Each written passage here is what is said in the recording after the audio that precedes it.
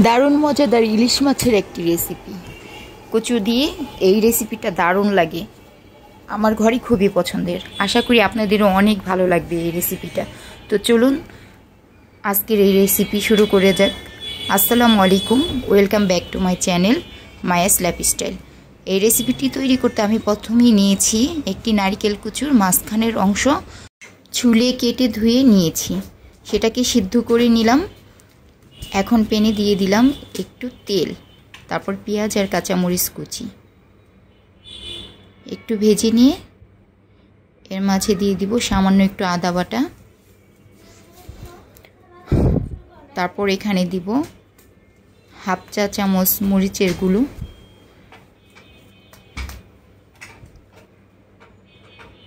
1 চা চামচ হলুদ গুঁড়ো,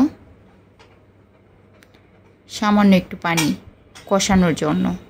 তো নেড়ে চেড়ে একটু কষিয়ে নিলাম। এরকম তেল উপরে ভেসে আসবে তখন দিয়ে দিব মাছগুলো। মাছগুলো উল্টিয়ে পাল্টিয়ে সুন্দর করে একটু কষিয়ে নেব।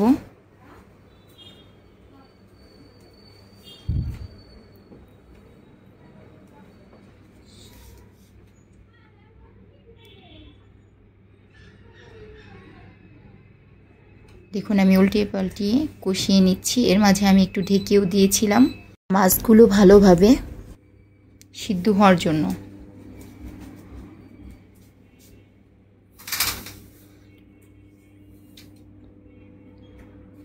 আমার মাছগুলো কষানো হয়ে গেছে। এখন আমি এর মাঝে দিয়ে দিব সিদ্ধ করা কচুটা।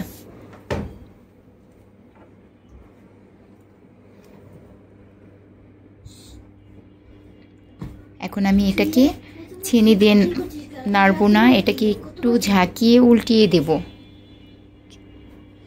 যাতে মাছগুলো না ভেঙে যায়। এজন্য কাজটা অনেক সাবধানে করতে হবে।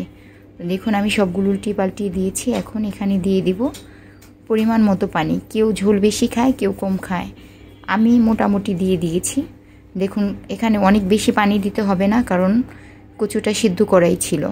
তো আমার রেসিপিটি ভালো লাগলে অবশ্যই লাইক কমেন্ট শেয়ার করে আমার পাশে থাকবেন, সাবস্ক্রাইব করতে ভুলবেন না। আবার দেখা হবে পরবর্তী কোনো রেসিপি নিয়ে। আসসালামু আলাইকুম।